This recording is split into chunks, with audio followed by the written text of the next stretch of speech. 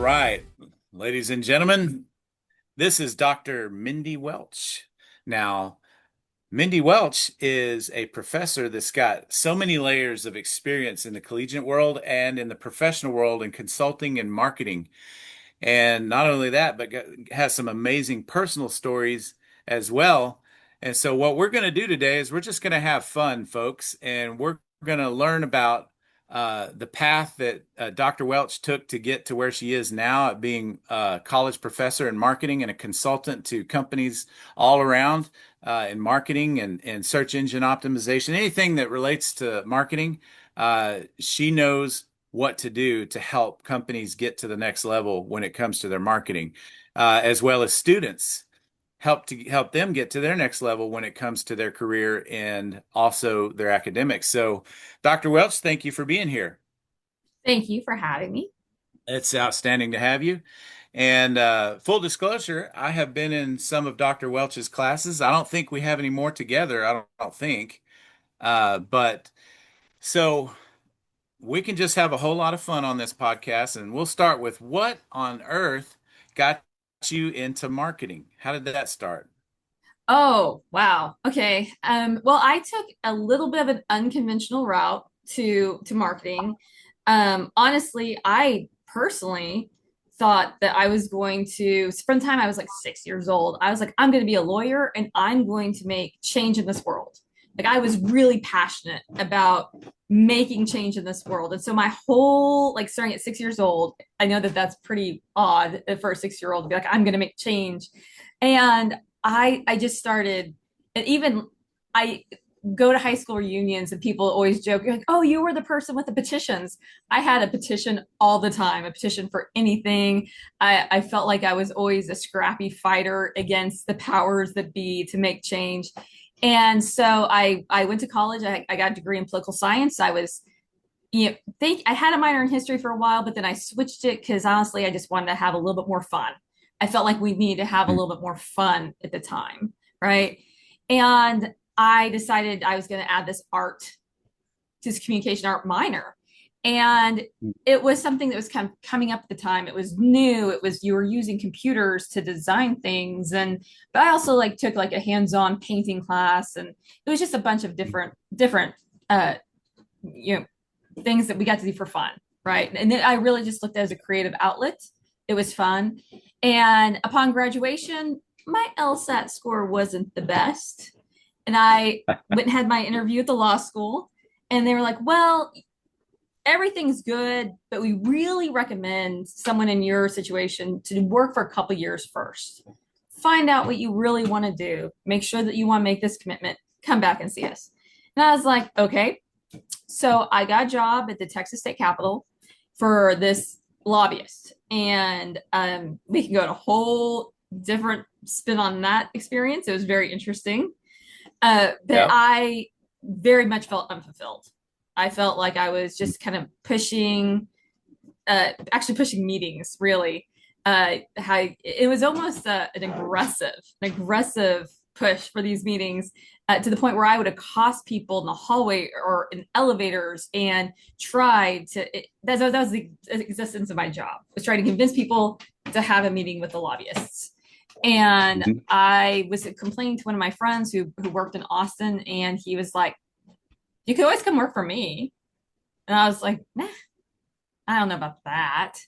I was like, you don't really. I need like money, like real money. I feel like what you're doing is more of a game. And he was like, advertising is not a game. And he was like, I have a couple really good clients. Just come work for me. I've got some extra work. So I started doing just design work, uh, basically resizing labels. And I met people and I got recruited. And then I had the absolute blessing of being recruited for every job. It was not something like I went out seeking. I was recruited for every job. And then I went into the corporate side of marketing advertising because I needed insurance. Insurance is important. And I worked for a healthcare system for 7 years. And during that time, they came down and like a bunch of things started during that time. Podcast, one of them. That was actually one of my responsibilities. And I did a lot of marketing, advertising, digital design work, and I worked with ad agencies that were in Chicago and Boston. And at one point, I was flying Austin, Chicago, Austin, Boston, almost monthly. And I decided to get my master's degree. Well, that was kind of a forced upon me type thing, to get an MBA. And I was basically told, well, your undergrad isn't in business. I know you've been working in business for, at this point, almost 6 years. Not really sure if this is something you want to do. You have to take this test, you have to clip out of these courses, and classes start in like 12 weeks. I just don't really see this happening. And I was just like, okay, once again, scrappy fighter. I'm going to do it. Why not? So I actually got all done, clept the courses, got the test done, made the minimum score to get in, which was nice. I came back to the program directors, laid it all out, and said, all right, so how do I set up for classes? And she looked at me at that point and said, do you want a job? And I started laughing. And I was like, no, I would never teach anybody. That would be weird. And the next 2 years, every professor in that program just stayed on me. Oh, when you get your doctorate, when you get your doctorate. I was like, these people are crazy. No, Wow. no, I have a very successful advertising career. I'm over here winning awards. No. Yeah. And then all of a sudden something changed, that kind of spark changed in your life and those tipping points. And I was like, I want to go back home to my family's from Missouri. And I was like, there's some great jobs in Kansas City. And I started the application process after I finished my MBA for Hallmark. And I was going through that process. And my old professor called me and said, hey, we have an opening immediately for a marketing professor. And I know you haven't even started your doctorate yet, but we really need help. Could you come and just adjunct one course? Just give it a shot. And I was like, I'm, on the third rounds of interviews, but I was like, I probably won't move until the end of the semester anyways. So yeah, I'll go ahead and come. And it was about the fourth class meeting. This little red-haired sweet angel with these big blue eyes looked at me and said, I just don't understand how you can call yourself a Christian and a marketer. And you want to talk about God slapping you in the face. I was just like, I need to be here. This is where I need to be. This is exactly where I need to be. And I applied for my doctoral program that day. A couple weeks later, got accepted and called Hallmark's things. But, I'm going to go ahead and stop right now the interview process. I appreciate your time, your energy, and the consideration that you gave me to this point. And I was like, I think I'm going to go into academia. And that Wow. started that career, and I've been doing that now for 15 years. So this is my 15th year Wow. teaching. I know. And so one of those things, just listening, listening to everything around you, to God around you. And sometimes it can come in those little hints. And so I just decided, hey, I'm gonna finish my doctorate. I did in like almost record time. Once again, just all of the stones just kind of lined a path just perfectly. And went into academia full time. And then I've done a lot of consulting. I've done some research work. I'm actually writing an ethics piece right now, on AI specifically. And Mm. I'm really, have seen, like, through students, my impact, right? So like when I see these students Mm. go on to do these things, to work at Nike or work at Southwest, and they're making change in their sometimes employees' lives, and Yeah. they're asking me years later, hey, I thought about you. I got a text from a student the other day that I taught ACU, and Mm. they were very adamant. They were just like, hey, I just wanted to send you pictures of my kids. I know it's been like 5 years, but I just thought you might want, I just want to let you know I was thinking about you. And it Oh, was just very kind. And just to see that nice. impact and to see them reach their goals. Um, oh, my heart is full. My heart is very full. So, and then I Mhm. still get to do the consulting thing on the side. So I feel like I'm still keeping a foot in practicing actual marketing. Absolutely. Yep. which is important, I think, for any professor, and Mhm. not to shame other professors, but I think it is important because I have to know what my Right. students are going through. Mhm. Absolutely have to. So that's how I got into academia. That was kind of my long way around in the journey. So, Yeah, so that's a fascinating journey. So, University of Mary Hardin, Walden University, Texas Tech University. Uh, so, I mean, you know what you're talking about. You've paid your dues, you've got your chops in for sure. And you mentioned something, a tipping point. Tipping point is it's a great concept. That point where something changes from one thing to the other.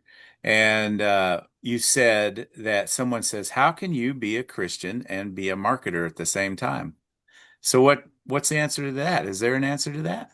oh yes. Well, honestly, and this is something I've actually started using in my curriculum. I mean, you've seen it, you've experienced it. I one try to find, you know, what we're going through is nothing new, right? So like, that's one thing that the Bible gives great advice all the time. And some days I feel called like this could have been a challenging week. We might have those challenges, but one thing I notice is, especially working even with companies as a consultant, even if they're not faith based, uh, how you carry yourself, I never want it to be a question. Mhm. And I always use this one example that when I was in advertising that I really thought was a light of okay, this is how you're supposed to be here in your community and show your faith in your community. And so I was on a photo shoot and we were doing the photographer was hired, the model was hired, and we were doing a magazine cover. And I was working in the healthcare company at the time, and we were going to do a breast cancer awareness um, cover, right? And so there was a little bit of the mock-ups that we were supposed to shoot were, I thought, a little risky, right? Mhm. I did not really feel confident in having my name on those. I felt like they were just a little too revealing. Not to shame anything about the female body. It's Yeah. absolutely gorgeous. But Hmm. I just felt like to stay the reputation that my work I need to have. So I had been thinking and praying about this for a week. I knew it was coming up. I knew I had the mock-ups. And the night before the shoot, it just hit me. I don't know why. I went to Joann's Fabric and bought that breast cancer pink silk Okay. fabric, right? And a lot of body tape. And we finished the shoot, and I just said, "Can we do a few more? And can I dress the model with this fabric?" And the photographer was Hmm. like, "Oh yeah, sure. We're still within our allotted time. Please go ahead." And I sat there and I tied. I looked up how to tie these little knots and these drapes and taped it on her. She was great. She was just like, "Oh, this is kind of fun." And I was like, "Yeah, this is and I laid everything out and I had them set up the lighting a little different so you could see like almost like a ripple effect on the fabric." And I was and even the photographer was like, "Wow, this is going to turn out great." It ended up being selected. It was the Wow. cover, and Mm. I was unbelievably thrilled. Yep. I knew that that was just something that I could be proud of. I went ahead and I submitted it for an Addie Award. I did get one, so that made me like All super right. happy. Of course, all the people involved are listed on it too. It wasn't a solo thing, Right. but at the time, I was working for specifically someone who was my direct boss was very agnostic, and she was a little mad at me and told me that I was imposing because I made no, like I said, no doubts in my life that my faith was there. And it was evident in my workspace and it was evident in what I did. And Hmm. she felt like that was kind of an overstep and overreach. Mm. And I remember her making a couple of comments about it. And I didn't get some good projects like the next couple of months because she was a little bitter about it. Because I think her vision was one thing, but my vision was the one that the leadership went with. And I knew even though I had to pay the price, I say in quotations, pay the price for it a little bit, Mhm. I knew what I did was the right thing, and I was even validated by it being chosen. It got an award. It was one of those things where you have to have Christians in the room making those decisions because you see bad or risky or not appropriate ad campaigns, advertising campaigns all the time. And I always think to myself, who approved that? And a Mhm. lot of times it has to do with, well, my boss wanted it, or it's a vanity project, or this was his Mhm. idea, so we threw it out there. Her idea, we threw it out there. And whenever you trace it back, there's always someone in that room that had doubts, but they never voiced them. Yeah. Yeah. And that's why we need more. We need more Christians in that room. And that's how I really you have to think about the ethical aspects of what you're doing, because it doesn't just affect the company and the bottom line. Although it does, Yeah. it really does.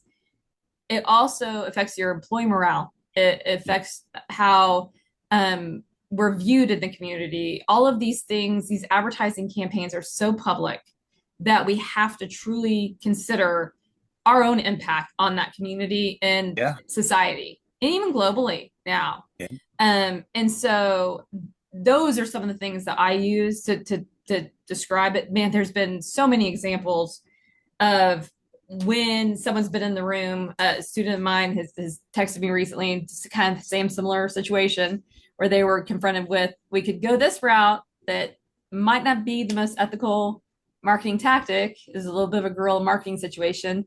And she was just like, I don't know. I don't feel like that is the most positive. And her raising her concern allowed others to raise their concern. So we have to Yes. have the brave, right, to raise their concerns. Yeah. So being in the arena, where the action's really happening, that's very important. And it kind of reminds me of Matthew 25, where they talk about the parable of the talents, where Christ himself is talking about the parable of the talents. It's an economic story he's talking about. I mean, he's talking about money in that. That's what that is. That's what a talent was back then. Now, our word for talent in this day and age means something a lot different, but you can draw a parallel uh, between the two where he says, look, hey, liken it to a West Texas rancher. We're here in Texas, right? So there's lots of ranching going on. So a great West Texas rancher goes off on a journey to spread the brand around the world, right? And he says, "Hey, all my key constituents here, I need you three right here, right? So you're going to take 5 business units and double them, or do something with them, right? Do something with it. Take these two and do something with those, and then you take this one and do something with that." And I'll be back, and then we'll have a meeting, and we'll see what's going on. We'll see if you guys enter into inheritance and all this good stuff. And because I'm going to be leaving the ranch, I'm going to leave it to you guys, and so I need you and you guys and gals to handle this job for me. All right, I'll be back. Anyway, go to work. So boom, gets out of here to spread the brand around the world, right? And then comes back and says, "Hey, all right, let's have lunch, guys. Let's talk about this. All right, give me a report. How's it going? Yes, sir. I took the 5 you gave me and I turned it into 10. Man, that's awesome. Boom, come over here, sign right here. You can step into ownership now." And the other one says, "Yeah, I took the 2 and turned it into 4. Hey, come on over here, sign right here. You step into ownership." And then the one says, I was afraid of you. And I just hard dude, and I just figured I'd at least give you what you had. And he goes, "Excuse me? You didn't multiply anything? You didn't put it into the market? Security, get this guy out of here and give that one to the guy with 10." So, that's what that kind of, to me, that's that being in the market is actually important. Mm-hmm. Like God gave us giftings, talents, and potentials. And so, you know, we need to use them. And scripture also says the giftings and callings of God are without repentance. Like he's given you giftings and callings and all of your stuff that only you can do in this earth, just as unique as your fingerprint. And if you don't do it, it's not going to get done. And so, anyway, so that's kind of reminds me of that story when you said that. Like, you got to have someone in the room that's influenced by, a higher purpose by scripture. And, but yeah, so when you mentioned the faith part, tell us a little bit about like, what does that even mean for someone that's listening to this doesn't even know what the heck that means? What is faith? Oh my. Okay. Well, I mean, before the recording, we were talking about faith Yep. journeys. Yeah. Um, so I actually do have a kind of an odd way I look at faith, right? So, and I know this might sound a little peculiar, so just bear with me here. But it's basically it's called, well, I call it the whole theory. It is called a couple of different things, and I'm sure you've heard before. But our soul came from heaven and longs to get back, right? Hmm. So we want to be like, we really do want to be with God. Like our body, it's like a very yearning within us to get back to heaven. And without that, we do feel empty. So we try in every young teenage, even young, whenever you like, I'm sure you've done this. I did it. All kids do it. They go and they steal that piece of gum, right? And then, of course, if you have a mother like mine, you march right back and you apologize. And then she even has them call security because she wants to teach you a lesson, right? That's my mother. And but from that, right, we think if I have this, it will fill that hole, right? And then as you get older, it becomes something else. It Yeah. becomes things of this world, very much of this, because it's tangible and I can touch it now, right? Yep. And so having an understanding of faith, the only the only God can fill that. Only we are only blessed to have that peace, um, because Christ died for Mm. us. That to know that, right? It satisfies that hole to free your mind to then make a stronger impact, right? So when we're talking about your market impact, if I'm, and then don't get me wrong, I've mentioned many times, we wake up every day. We wake up every day knowing that we are sinners and we're going to sin, and that's something we're going to try to overcome. And Christianity is hard.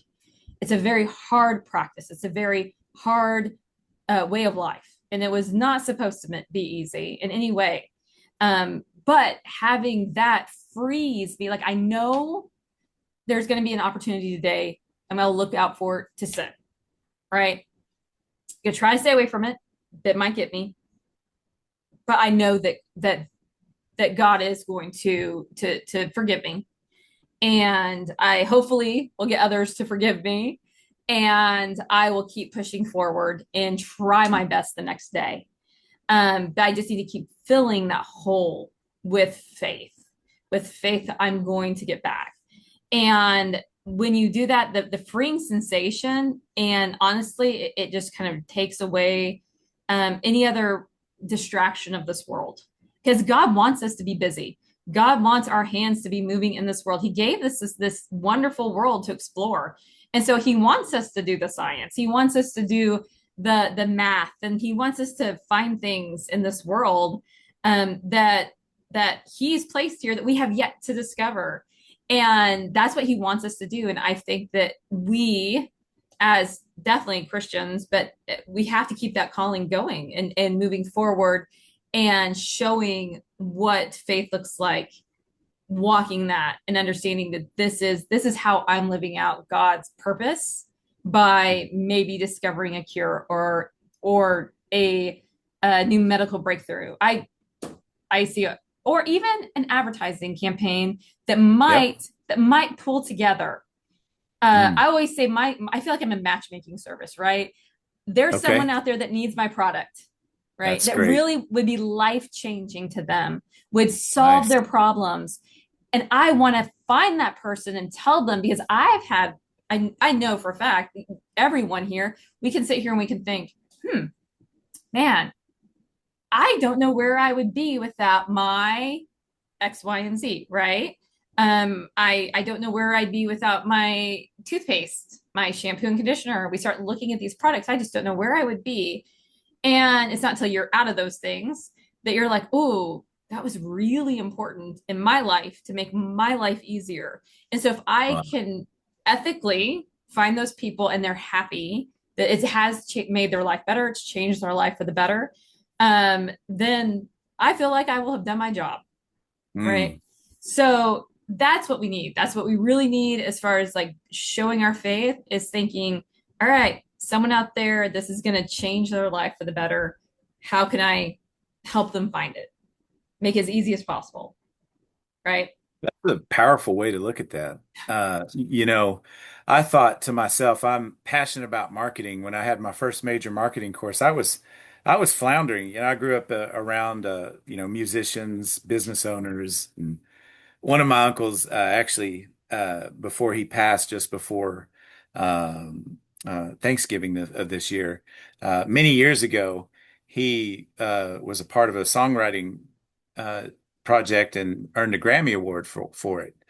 And it was like, wow, I got to see that thing in the flesh. It was on his bookshelf in his house. I touched it. I was like, I just touched a Grammy. Like, wow, that's cool. And that was many years ago at a Thanksgiving deal. But you know, the kind of the pathway that you take in life brings you to a place. But I had my first major marketing course. I thought I was going to get involved in music. I started in at South Plains College in Levelland, Texas, and that's where Leanne Womack went. That's where Natalie Maines of the Dixie Chicks, now the Chicks, went.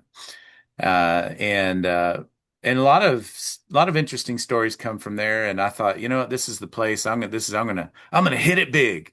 I'm gonna do it. And I didn't do nothing. Like what the heck? Like that's a great way to go broke, right? Is to I'm gonna be a musician, right? Or a songwriter. Just man. And so I took a different route and I was struggling and I just kind of in college I was like, should I change to philosophy? Should I change to psychology? Should I change to graphic design? And then it ended up years later, my first major marketing course. Still, my professor, he was my advisor too, Professor Saeed Tariq Anwar, had dual citizenship between Pakistan and the United States, and had a bold, rich accent from that part of the world, and it hooked me. I'm very auditory because of the music, I guess, and but his knowledge and everything, I was like, this is it. Marketing applies to everything. And I go, that's kind of when I went boom. And then many years later, I'm in your class, which you're reaffirming it in the classes that I've been in with you. Like, man, I'm on the right path because I love the energy and stuff. So how much, academia is important in getting things right by spec, and academia is important. Putting those papers in right is important. There's a reason for that discipline. Putting things in on time is important, but what is the role of making it spicy and juicy and fun? What is that? What's the impact that brings? Oh, well, for one thing, I tell students this too all the time, and that this made me like think about is every paper that you turn in, every discussion post, every project, everything, it's marketing, right? That's so true. It's marketing. You're trying to convince me that this is an A. This show me an A, right? And so, yes, it's the discipline of putting it all in the correct format because that's just something we have to do. And that's something we have to do in life too. So it's kind of that's probably my biggest complaint. Why is APA so important? Well, because it's just something we have to do. Hmm. But the my what gets me like, whew, because we can have a rubric, but when someone and I this is a true marketing sell, show me more, right? Tell me more. Like the rubric to me is the minimum. This is the minimum level. But when Mm. you take it to that next level, like thinking, oh, I'm discussing AI, of course, is the big topic of the day. So um we're discussing AI and I have the students write a paper and to sell it, for thing it has to look right. Okay. Mm. Of course, but the content has to be that's where you can really have it be spicy. Like I know that that sounds strange, but that's like if I can get lost in those elements of like, oh wow, this is really good. They really did their research. They really know what they're talking about. They really went on even into a deeper level.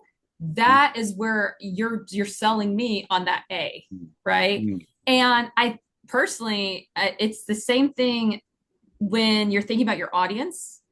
So we all think about the target audience, okay? And you are trying to give them so much information, just like you're trying to in academia, just like you're trying to like in the consulting gig, right? You're trying to give them more information than really they bought because you're wanting to be as helpful as possible, right? Yeah. And especially like I recently had a consulting situation where it was not really controversial, but it was one of those things where it was like, well, here are some options. Here's some options out there for your SEO. All right, here's some options. They had already been told by another person they need a whole new website, a whole new this, and they were very, as a small business owner, they were kind of taken back by the price, the costs, right? But they were shown like all these potential numbers, and I say that in quotes, potential. Yeah, I could sit here and I could tell you, yes, all of those people would come if the SEO worked properly and everyone started looking for this company. However, we could look at some other options as well. And so I brought in all these different options. Now, were some of them definitely the spiciest, the best, the most attractive option? No, the redesign would have been the most attractive. But looking at knowing your audience and looking at this, you know, couple of business owners who this is their whole life, their website, yes, is important, but we could make it work, right? And I actually ended up hooking up with someone that does a lot of nonprofit work and having him just kind of come in and help them do enough. And their searches went up and everything went up and they were very happy. And they even told me they're really excited about it because they don't feel like they could have handled more, right? Not even just the financial blow, but also the orders being a small business. And so I sometimes think that even though students get kind of like, oh, this is so boring or time, sell me on it. Tell me something I don't know about it, right? And I think that marketing still has to do that too. It has to be surprising. And so I think this is just practicing for getting out there in the real world. Do that extra. Do it. It's worth it. So Yeah, I agree. Just regurgitating information is not learning. no. It's just not. I heard I'm a big fan of audiobooks. So one of them I listened to, I think it was Think and Grow Rich by Napoleon Hill. And, uh, and so there was a concept in there where the guy introducing in the intro, he said education comes from the Latin root educo, which means to educe, to draw out from within. And I thought, wow, what an interesting way to think about education. And Mark Twain famously quoted as saying, "I never let my schooling interfere with my education." Very true. And that's one thing I know that personally. I've seen the news. The last few years, higher education has taken kind of a criticism, right? It is too expensive. Not, I'm not going to sit here and pretend it's not. I do feel like there are a lot of opportunities, especially with nonprofits, to get better discounts and opportunities through scholarship and needs-based funding. And we have our marketing teams go out and do that. They go out and raise funds for students. Um, but on the flip side of that, I have to think about my hope, my prayer, my job, and I know that this would probably be questioned other places, is not to teach the content in a way that would not be applicable to your life. So like I don't know, like having been in some of my classes, I very much take what students have given me. I don't force them, but if they give me stuff about like, oh, I consult in customer relationship management, I'm going to infuse that into whatever I teach. I want you to take it and say, I could do this today. I could do this tomorrow. I could make a plan to grow myself as well. And I put in personal, because all of us have to market ourselves. So I put in Mm. personal branding tactics. I say, just think about that objective line on your resume. What does it really say?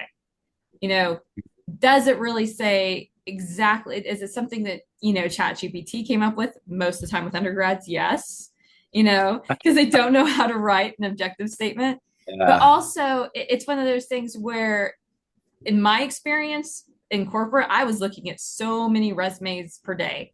I Yeah. would read the cover letter. The resume I would just kind of glance at, right? The cover letter to me was the marketing piece. Mm. And so I've mentioned that before in some of these classes, some of these sessions, about that cover letter is what's going to get your foot in the door. You know, Mm. Making sure to address it to the right people, the right company, and not just use the same one. Tailor it every time. And I know you're like, well, how can I say I'm just going to be a hard worker or different? You can find a way every single time and Mm. make it just a little different. And that way, it's an authentic representation of you.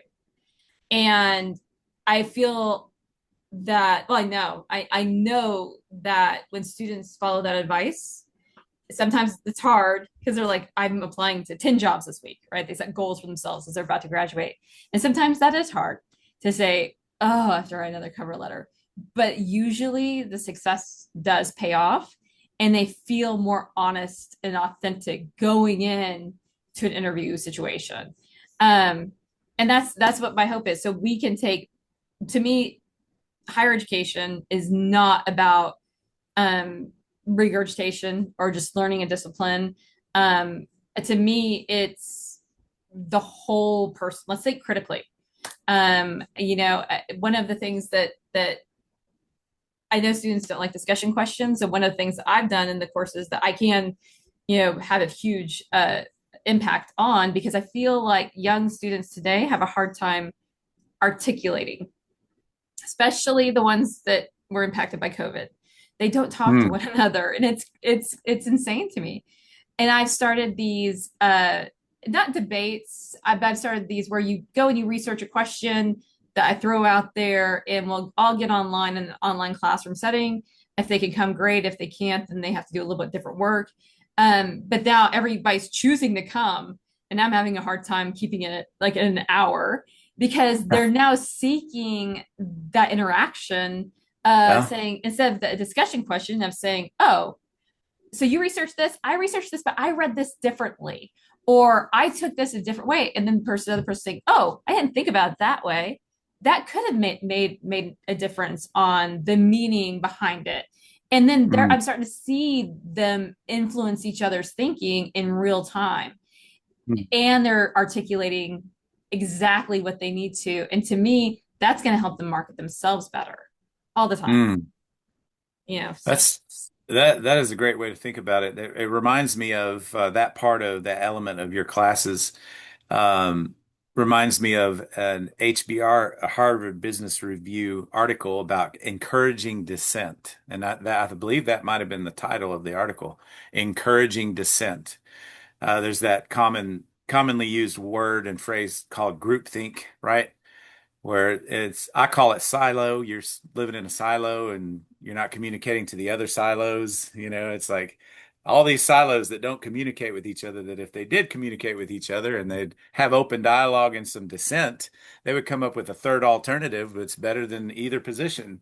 And that's just my opinion, but so what's the role? I mean, one of the things that strikes me about you as well is you have a incredibly robust work ethic. You are very, very involved in so many things. So when it comes to like, what are all kind of like, where do you get that work ethic from? Where'd that come from? Oh, well, it's so funny when you use the West Texas rancher analogy. Okay, So my grandfather actually had a ranch in Missouri, and gotcha. he owned his own lumber yard as well. And so he had two big businesses going on at the same time. And he worked hard. And I think I mentioned, my mother is blessed to have a mom that was a stay-at-home mom. I'm not suited for that job, but not everyone is, right? But I was blessed. She was absolutely great at her job. And so we spent every summer in Missouri. And I worked the ranch. That was something I did. In fact, I was Wow. 12 years old and sent up there all summer long. I flew by myself for the first time, and I was sent up Wow. there to work the ranch. I had to repaint an entire fence all summer long. It was it was something that watching my grandparents um, own the business, have the ranch, have employees in both areas. Um, that that just became like a way of life, and it's something I just grew up doing. And then on top of that, you have my father's side of the family, who they valued that hard work. And I know, I mean, don't get me wrong. I know that a lot of people look and they're just like, wow, this is, sometimes it can be overwhelming. I'm like, oh yeah, I do this. And it almost crazy when I was like, all of a sudden, my youngest son went to college, and I was like, oh, I need some things to fill my time with. So let's be constructive, right? So I decided, okay, it's been 10 years since my doctorate. I'll get another master's degree. It's one of those things where you should always be learning new things in your discipline. And I learned a lot in that program uh, to apply to my own classes. I learned some things I never wanted to apply to my classes as well. But it gave me but I will say that watching my father, he was in the military, uh, and he was a lone man in a house full of women, and he respected that. He was very much okay. Well, he was not. He was like, I'm in charge at work, and I am not in charge at home. Your mother is in charge all the time, and to watch their relationship as well, and how hard they both worked, my dad like actually working, and then my mom just working to maintain a household of moving and packing and changing and getting us into schools, and doing it all again, right? And yeah, I think that that's just where that came from. And um I really pray that I know for a fact my daughter is very similar to me on the work ethic side. um, and my son, we'll see pretty quickly. But she's already getting a master's degree, and she's already, she works full time. She works a lot of times, she gets overtime. So it's one of those things where sometimes I've had students tell me what I do is, whenever I explain to them, they're like, that just sounds exhausting. Like, I'm exhausted talking to you.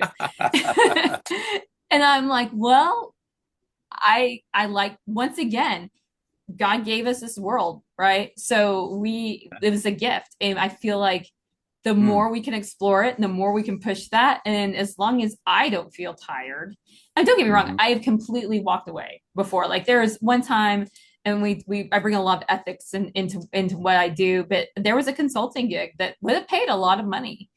And at that time in my life, I could choose. I was very choosy. There were times in my life I couldn't choose, but at this point I could choose. And I felt like the owner's motives were less than honest. That's a nice way of putting it. Um, Yep. Whenever I always try to ask why did you decide to start this business? And he bluntly said, to make money. Yeah. Okay, that's going to be a result, right? That's going to be a result. And I was trying to steer him. I was like, but why? Like, give me your, like, what was your Yeah. passion? It's just to make money. Okay. And that I struggled with, because it was going to be targeted towards children and their families. Okay. And I, I sat there and I was like, as a parent, I was like, if you can't tell me a true, and then he was just like, oh, parents will buy anything. They'll just buy anything. And I was like, okay, mm, I don't think this is going to work out.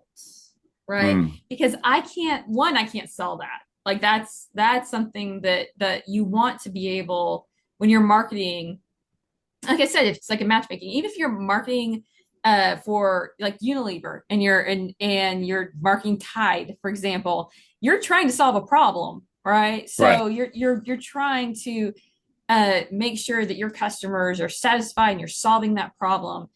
Um, And he really did not propose any problem that he was trying to solve, a passion.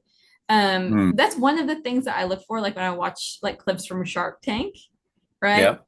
You can tell the people I honestly think that get picked up from the sharks Yep. in business plans. You can see the love and the passion they've given those projects and the reason and the Yeah. problems they're trying to solve. Yeah. And Absolutely. yeah, and so that's where um so now like I said, I get to choose a little bit more hands off. And honestly, one of my big passions right now on choosing, a lot of times I'm going in and unfortunately looking and actually when I do find mistakes or where someone's been taken advantage of by a consultant.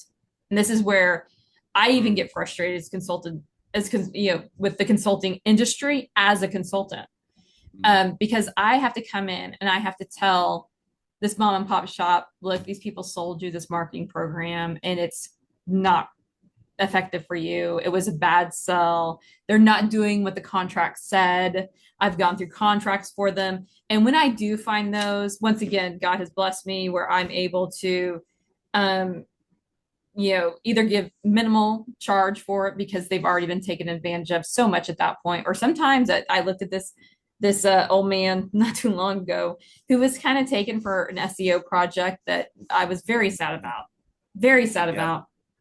And he was a very good businessman, very good local businessman. I love working in my local community Mm. and very excellent. And I just had to look at him. I'm like, um, I'm not going to charge you. I'm not going to charge you for this. I'm so sorry this has happened to you. And I'm going to report them, but that's really all I can do. I hope that you do too. Make sure to let the chamber know. I'll let Mm. the chamber know. But unfortunately, those things are out there, which give marketers a bad name because it's so public, right? Mm. Um, but then again, that's one of the things that whenever anyone says, I laugh because one of my best friends is an accounting professor and they have so many because they handle the money, they touch it, Yep. right? So Touch they it. have so many opportunities for unethical things, but no one talks about it. Like, Hmm. oh, you're going to be a marketer, so you might have questionable ethics. No one asks those questions about the accountants. They're like, oh, they're just very number minded, right? And I've seen that, speaking of silos, I've seen that bias within other strategic business units. Like, oh, don't get into marketing. That's, the devil's work. And I've laughed and I've been like, oh my word, it's one of those things where you have to be ethical about it and you have to that has to push you too. And sometimes when I see this, I've called people and I've been like, hey, I saw this mistake on your website. And I saw this, and honestly, I don't know who you're using, but I'd like to, give my thoughts. And they've seemed so appreciative, and so those things, I feel like that's what keeps pushing me is to Mm. not just change the attitude towards the public about marketers, but also just knowing that God is providing a way for me to do my work to the best of my ability to help others. And I always tell people, because I actually have a good friend of mine that I do some work for sometimes, because he has a big national company Mm. on church marketing. He's a church marketer. And to me, I could think of what a great job, right? Mm. Because that's what we all should be doing, right? Mm. We all should be marketing. And also, don't get me wrong, I do understand. And I've talked to a lot of young students who are kind of disillusioned with the church because, once again, churches are made of people. People are flawed. I mentioned that in the beginning about the Yeah. sins. Yeah. Um, but uh, that's one thing that I do feel like another thing God wants us to do is invite people to church, make it better. If you don't like the way things are run, get up and run it, you know? And I think that making those changes will make a huge impact. So, Mm. That's outstanding. Now, there's a couple other things you mentioned that I'd like to jump into, but first, guys, if you're and gals, if you're looking at this and you see all the ribbons on the back wall back there, uh, now, uh, Mindy is a avid dog trainer and does competitions with her puppies. So, what inspired you to get involved with that? That's exciting. Yeah. Well, like I said, oh my word, I worked the ranch with my father, and there, seasons of life change. We change, right? So, my daughter was a competitive cheerleader. Well, first she was a competitive gymnastics, or gymnast, and then she became a competitive cheerleader. And I was traveling every weekend, and so when she graduated, she went off to college. My son, then he's been golfing since he was 6. He's a competitive golfer, and this was, of course, before COVID, and then COVID hit and things kind of slowed down just a little bit. But we were traveling nationally, Florida, Las Vegas, for him to golf. And then he goes off to college, and I'm like, once again, well, I had done some training. I'd worked with some dog trainers when I was younger. I lived next to a dog trainer when we lived on post, because once again, military family. And so the husband was in the military, the wife was a dog trainer, and she was certified and everything. And so she paid me to walk the dogs. So that was like my one of my first gigs was I she would just be like, "Hey, if you want to come over after school, walk this puppy. They need their energies out before a training session." And sometimes I would just sit looking into her backyard and watch her. And so I found, after I was just like, I need to have a hobby. I need to have something that I do. And I found a place to go to here locally, and and yeah, they do it all as far as the training for the competitions. And so it's actually, I know that sounds strange, but dogs, once again, that you're their whole world, right? And so the desire of that companionship to please you, and sometimes to get mad at you and to be stubborn. And of course, I had to choose the most stubborn breed out there, which are huskies. And so notoriously known, and it's almost like I've such a, if someone tells me, oh, you can't do that, I'm like, let's do it.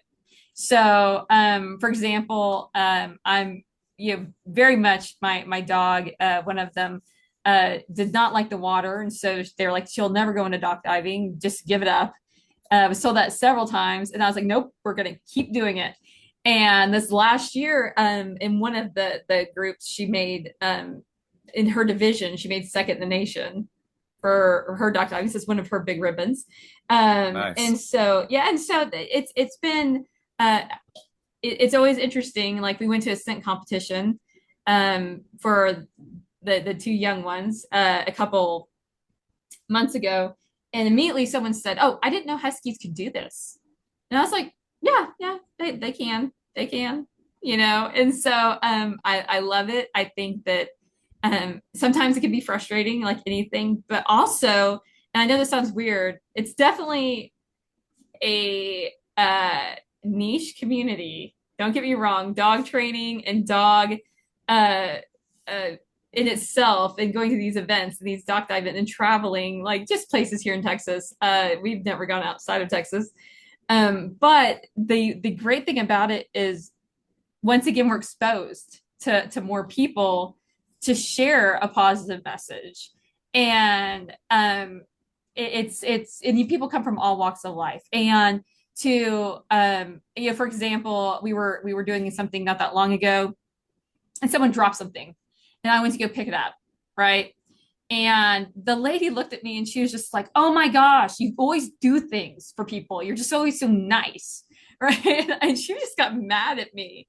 And I was like, I was just helping. I was just helping. Just, if I can help, that's one thing. Or there was a time a lady got very frustrated with her dog, and I went over and I was just like, "Can I try?"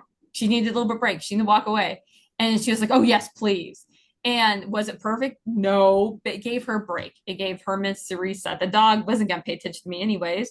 But it's one of those things where, when I've now entered this world, and my goal in that is for everyone to know there's something just a little different about her, Yeah. and if they get mad at me about it, that's fine. And in fact, I said something the other day that someone kind of looked at me strangely about.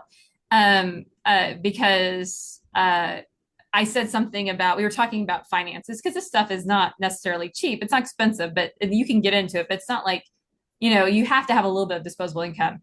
And it's a great hobby. So, I mean, if you have to think about if it relates to golf or if you are doing other hobbies, it's about the same cost as a hobby. Yeah. And this one group that I'm part of, they do a lot in the community for the local shelters. They'll take in dogs and train them that haven't been adopted. They do amazing work. And we were talking about something about finances. And I even said, well, I said, I'm not worried about the money. And someone just looked at me strangely. And I was like, the money will come. God will give me the opportunity to work for it. It'll be there. But he's not let me down yet. Not let me down yet. Where I have thought to myself, this is it. I'm spending my last dollar. And in college, it was very much that way because my parents wanted me to go to college, but it was you were on your own, right? Yeah. And there's times I threw down my last dollar, putting in a tank of gas, thinking, well, this is it until I get paid again. And boom, then I'd get a $25 tip that night, you Wow. know? Yeah. Um, and I think that just understanding, and I tell my students this too, but I think we should all do this in our lives as well. Uh, we can't control how our customers come to us, right? Hmm. We can't Hmm. control where they've come from. We can control um, how we act, how we interact with them, Yeah. right? And so our customers might have been coming from the hospital or might have been coming from a bad meeting or might have been coming from a fight with a significant other. We can't Yeah. control that. But starting with your customer service, great attitude, that smile, we want you to let it go at the door. That's the same thing that people need to feel when they see you. And that's going to Hmm. be your biggest impact. Am I a positive person or, and am I a positive impact on that person, And Yeah. sometimes you don't even know until months later, right? And it's okay. We can walk away being like, I just hope and pray that I made that I made that person's day just a little bit better, gave them that smile, gave them that help, picked up something when they dropped it. Um, that's those are some of the things that just keep me going. And I think that goes in our professional lives. And that's also reflected in our personal hobbies and our personal lives. Because, you said something that you're in martial arts. I don't know if I ever told you, I have a black belt in Taekwondo. Are you kidding me? No, I'm What? I'm not. Not. That's what my parents put me in Taekwondo when I was 14. We'd moved again, and they wanted me to join something, right? Because and I was really bad at running. And my parents have always been very athletic people. My dad still sends me stats at the gym every other day. You know, he's out there doing the most at 75. Oh, And I know it's crazy. My mom, she still hits that gym 3 times a week. I mean, they're nice. very physically fit. My mom she loved running. She was a big Nice. runner when I was younger. And so yes, they wanted me to be in something active, and they thought once again it would help also with Yeah. my mental state, and it does. And so Yes. I went through the whole program. I ended up getting my black belt. I would help with the kids' classes sometimes before class just because I was working out more and Yes. having fun, and little kitties kicking each other is cute. And it was just very interesting uh, to see even in everything we do how much of an impact that we've had, Yes. because I've heard from people later that found me through Facebook, like, oh, do you remember? They'll have a picture that they'll send me. They're like, look, this was a Taekwondo thing, and I'm just thinking, oh my word, that was it was a picture of a picture, obviously. Uh-huh. But I'm Right, like, right. oh my word, that was at this point that was 30 years ago, 40 years ago, 30 years ago, yeah. So Yeah. maybe we won't get very specific with that one, but it was, it's one of those things like, oh my word, like that still had an impact on their life too. And so if we can start Absolutely. this in our kids, if we can start this this idea of making those people that come to us, no matter where we are, have a little patience, show a lot of love. Ooh, that's great. I'm writing that down. Have a little patience. Show that's got a good cadence to it. That's almost got like a Beatles type of a cadence to it. Have a little patience. Show a lot of love. I like that. That's Yeah, and awesome. that's what we all should be doing. That's what we all should be doing. Um, so in you mentioned something earlier about ethics, and you also mentioned AI. Oh, yeah. It's the hot topic of the day, ladies and gentlemen. Just like I do little classes where I get people kind of the goal is to get them out of their shell a little bit with AI because a lot of people are afraid to actually get in and use it and dig in, which justifiably so. There's a lot of some models, some language learning models have what they call hallucinations, right? And make stuff up. And we both knew somebody by the name of Dr. Burton, who is a language model developer who passed this last year. And so we miss her. But one of my favorite parts of her class was she noticed like 2 or 3 weeks in, she goes, I noticed that some of you guys have been using AI to do your work. And she goes, if you've already done it, that's fine. Just don't do it again. Right. And then we need to talk about the ethics of using AI in your academic work. You're not, if you let something else or someone else do your work, you're not learning anything. And anyway, and then so like another week goes by, and then she says, I'm a language model, open AI language model developer. And everybody was like quiet. And now people are using it. People are using it. Students are using it, but the small business community, I see in my work, maybe not using it to its fullest extent of advantages. So there's this double-edged kind of sword, so to speak, when you think of AI. It's like use it and get the wrong answers, right? Or use it the right way and get something actually done in your business that you can maybe streamline a little bit. So with the ethical considerations concerning AI, where do you see kind of like that double-edged sword showing up in both the business community and the academic world? Oh, well, let's start with the academic world because that one's very easy. Like Dr. Burton said, I totally agree. Yep. When you let the model do it, it's a lot of times it's you can't learn. But also remember, I was talking about those soft skills, those critical thinking skills, and a lot of students don't understand that when you look, there used to be the old adage, look to the left, look to the right of your classmates, even in an online environment. Um, you don't know that this person might help you down the road. This world is very Mm, small. And yes. Yeah. if they know that you are just a constant, like I'm not doing my work, and then you call them up and say, hey, I saw that you work at Mm, XYZ. Could you help me get a job there? Because it's all about who you know, and the networking is very important. it's true. They're going to say no, right? Yep. And so you have to look at I went to a conference that I just completely thought this was going to be a silly leadership conference, nothing big about it. This was many years ago. And the person that I was assigned to as part of my group, right, ended up becoming my boss Oh six my. years after that conference. Mm, And I am once again so glad I'm my authentic self all the time. yep. And so but that was something he actually brought up in a meeting, uh and totally embarrassed me because I was just like, oh, I was hoping you'd forget.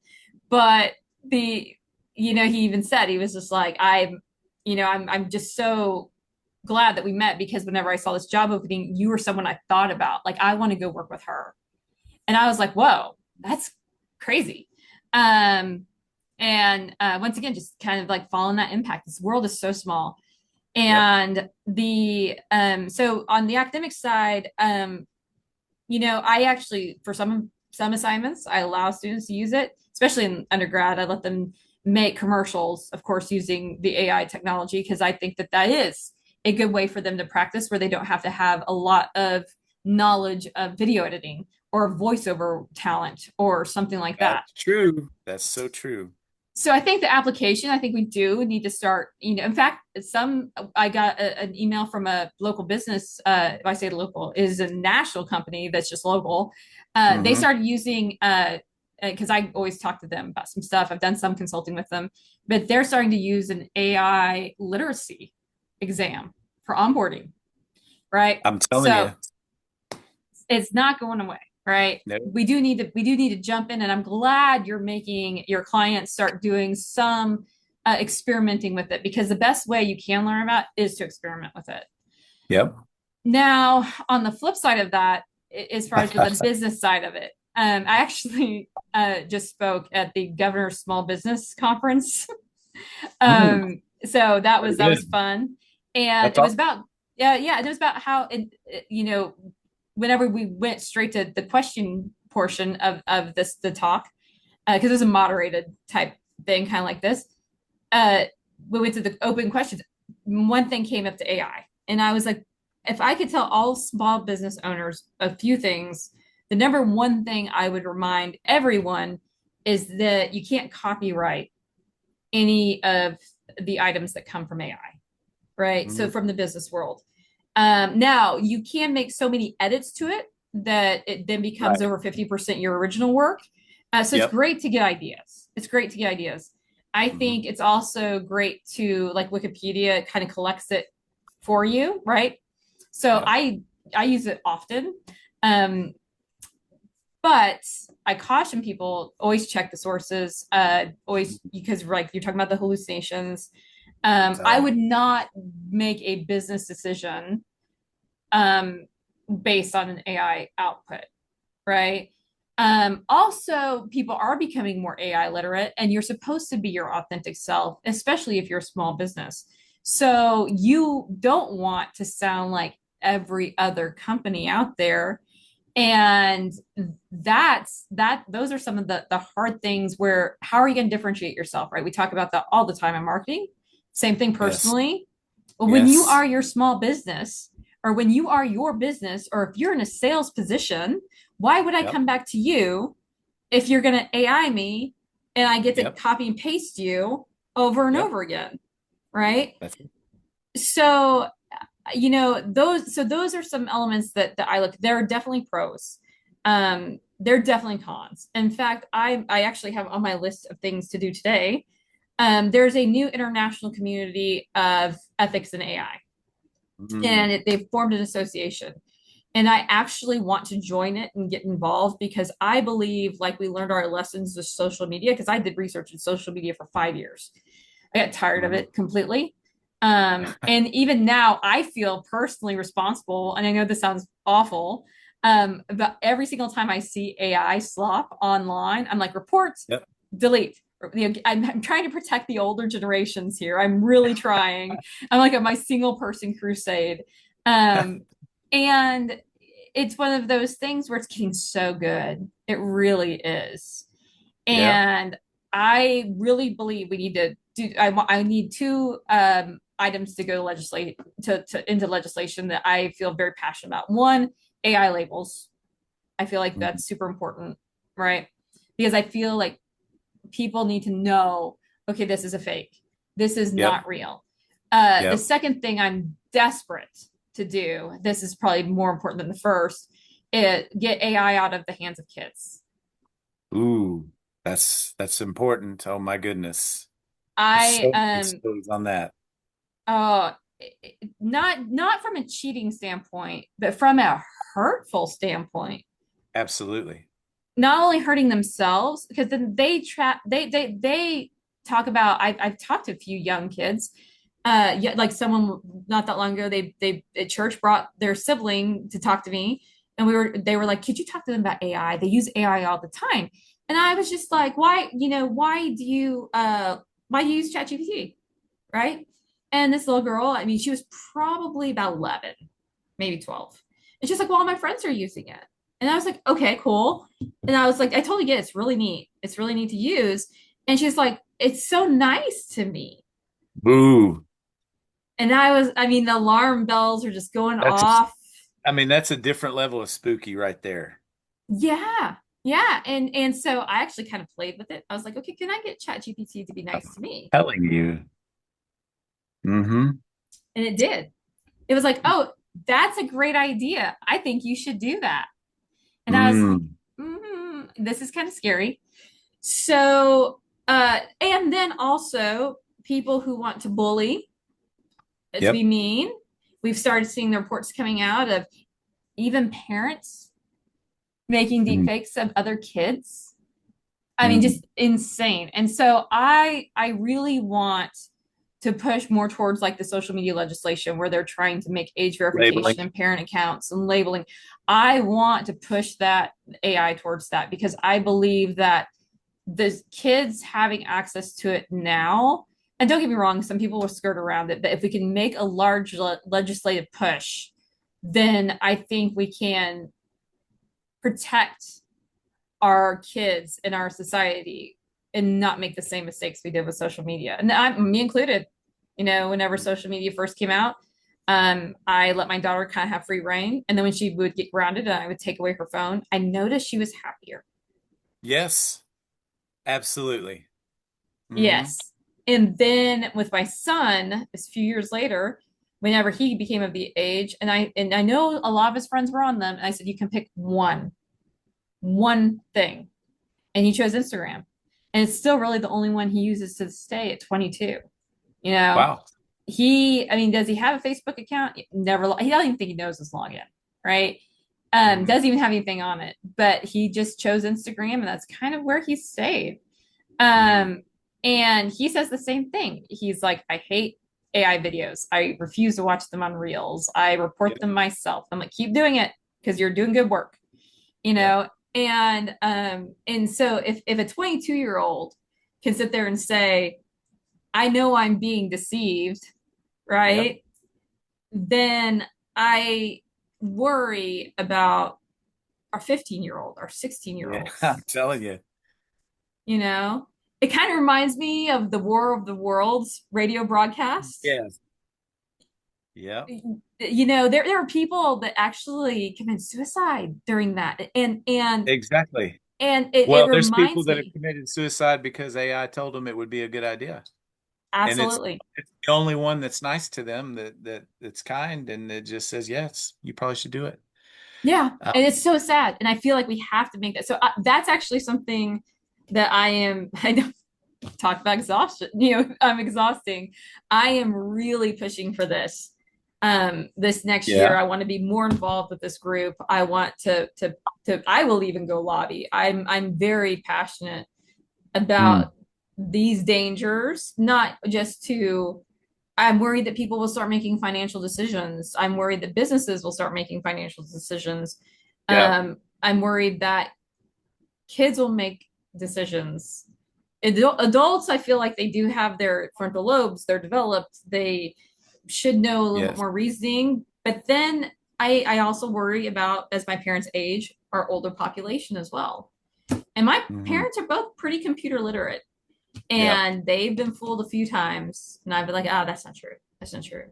There's some models that sound just like a real person. They'll call you and have Mm-hmm. a full conversation with you and lead you to a certain place with Q&A, and you're like, man, that sure was a nice person. And then I had one of those call me one time.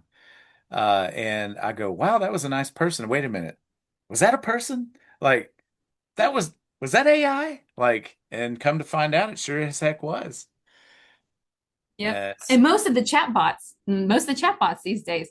And I was returning something from Christmas, and I love the fact they were putting emojis and all these things. And I was like, I Yeah. know I'm talking to. I mean, someone else might not realize they're talking to a chatbot because I'm definitely not their target audience. I was returning something for my son, so it was a Yeah. younger. They're used to dealing with a younger population, and I was like, I bet you they don't even know they're talking to a chatbot. Yeah. That's true. That's true. This is a different kind of world than you and I came up in. We don't remember as kids having cell phones, right? We remember the phones attached to the wall, and you had to have one of them extra long cords to go across the room and grab something from the fridge while you're talking to someone, right? And then, Right. God forbid, someone would run through the kitchen at that time because they would have to jump over the cord. this generation, you could literally jump rope with that cord, like boom, boom, boom. I remember doing, Yes. and that doesn't exist anymore. Now it's like, one of the podcasts I listened to a while back that got me piqued my interest in AI was when Elon Musk was on Joe Rogan, and he said that he was more concerned of AI than he was nuclear. And I was like, wait a minute, why is he saying that? And then that kind of piqued my interest. And then uh, I ran into a challenge where I couldn't get the right information in one of my textbooks. And so I kind of built my own textbook. And it actually gave me the formulas I needed to compute some things. And the textbook was very vague about it. And so that made me a believer about that it could be used for good instead of against me. But at the same time, there's a whole lot wrong with it that you cannot trust. You cannot lean into it and trust it. Uh, so, folks, I say use it every day so you get to know what it can and cannot do. And like my recommendation is that you have two or three or four that you cross-check against each other. And then, of course, somebody like yourself that you could reach out to, like Dr. Welch or or anyone that's on this side of the ethics part of the labeling and different things like that, where you reach out to them. And what is the name of that organization, by the way? That's a good idea. That's something because it's just newly formed and I saw a news broadcast about it, and that's actually what I'm going to do today is I'm going to dive into it, find out the exact name.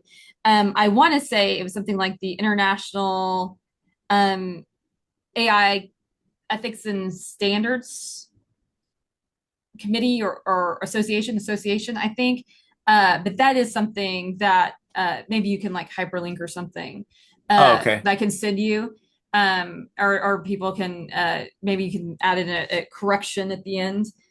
Because I will definitely send it to you because I just saw a whole it was on the PBS NewsHour, and I was watching a guy come in speaking about what they were trying to do, and I was like, I want in so much. So Yes. I have to seek out that, and I was actually talking about yesterday with my boss, because he's an ethicist. He goes and he speaks in many different. He goes to a lot of stuff in Geneva to talk about the Oh, ethics of wow. Big deal. gene editing, both Oh my, positive and yes. negative, right? Mhm. Yep. And so one of the things I think that AI is going to make, and I actually was talking to a neurologist about this not that long ago. I think that the biggest element that the AI is really going to help is going to be healthcare. Mhm. And not when I Interesting. talk about like approvals or denials. I think actually no. I think real doctors need to make those decisions. But I do think that when you start looking at loading up scans on a complicated case, right? And you can go into the metaverse and walk through a surgery before you actually perform it, or get consults in an AI platform, or even detection of cancer where human error could come in, that an AI scan can read it first and say, you need to look at this specific area, right? And I see that actually helping and impacting healthcare because God made us all so unique Yep. that whenever we get mad at physicians, I always have to remind myself they're practicing. It's a practice. Medicine's a practice, That's right? true. Just like marketing is a practice, right? There are That's true. times that we're going to go and make mistakes. There's times we're going to, it's Mhm. not every fit for everybody. You can't take the same model and just boom, do it for someone else, right? It's going to Yes. be completely individualized, just like healthcare. And Yes. it's one of those things where, yeah, no, I'll definitely get you the information, and you can definitely add it or maybe make a little side note at the end. But yes, I will get you that too today because I am very excited Absolutely. about what this group is trying to do. That's terribly exciting. And so thank you for being involved in all that stuff and kind of spearheading something that I didn't know existed. All this is so new. And so it's really in its infancy stages, but it's accelerating in its growth at tremendous rates. Here in West Texas, we have the largest AI data center in the world being built, which kind of looks like they're building Disneyland out in the middle of nowhere, is kind of what it looks like if you've driven by it north of Abilene, Texas. My gosh, and it's got some serious security around it too. So it's not going away, guys. There's too much invested, $500 billion investment in the infrastructure. Um, it's just an interesting study. So we've talked about a lot. We've been all over the place, and this is exactly the kind of conversation I like to have that's really open. And so with all that we've discussed so far, and there's so much more, maybe there's a part two in the future. Uh, but so much more that we could talk about. And at the same time, we all have other things that we have to do and different things like that. But we'll leave on this note, and maybe you could answer this question. Uh, what do you think is your market impact? Oh, I would definitely say my students, 100%. I Mm, that powerful. hands down. I mean, of course, I I know that's pretty sad. I said my students, they're my product, right? So like my Yeah. children are also my product, right? So but my students are really my product. Like they're going to go out and represent hopefully not just the lessons in the book, but the lessons that I've given them through my experience, through my cautionary tales, through my love, honestly, too, because I love them all. You know, some of them are harder to love, but I do love them all, and hopefully, uh, they're going to. It's nothing is more satisfying than when a student reaches back and says, "Hey, I just did this, and you taught me this in class," and I'm like, "Oh, good. I'm still keeping it fresh. I haven't become dusty yet." And but I mean, I would have to say that I don't believe that God, nothing is really by happenstance. So Yeah. I always feel like you being in my classroom, that God created this relationship, right?